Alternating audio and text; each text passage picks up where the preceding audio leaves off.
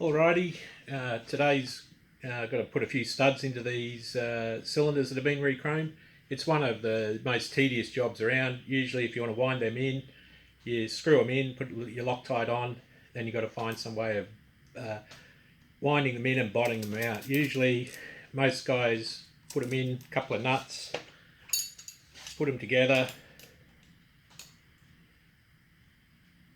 pinch them against each other and then wind it in until you bottom it out.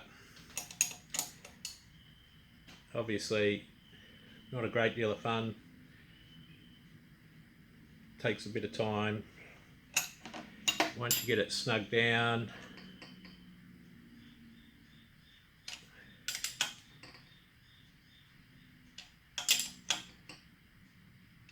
bottomed out, then you've got to back off your nuts,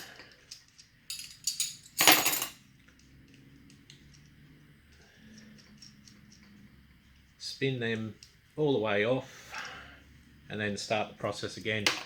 Not my favourite job to do when you've got to do 5, 6 or 10 of them or whatever at the same time. I try and speed things up a bit by buying tools. It always makes it better. It's a nice little Koken branded stud installer. They're available in all the different thread pitches and sizes, or most of the common ones for the Japanese bikes and Austrian bikes. This is an 8 by 1.25, and basically it's just like a nut with a hex drive for a socket on it. It's threaded and there's a ball bearing at the end, and the ball bearing pushes on the end of these studs. If you look at your studs when you pull them out, you always see a little dimple or a dint. This is the same tool that they use at the factory.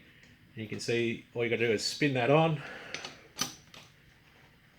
It starts pushing and turning the stud straight away as soon as it bottoms out on the ball.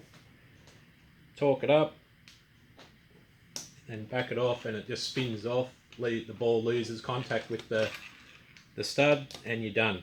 And you can see pretty well you can do all 5 of these studs in the time it took you to do the one with the nuts and all of that. It's a good labour saver if you're in a motorcycle shop and you've got heaps of stuff to do, but it's also does it very nice, and you don't have anything to whinge about, like barking your knuckles when you slip and undo all of those bolts or nuts. Just check all of them to make sure they're all seated off.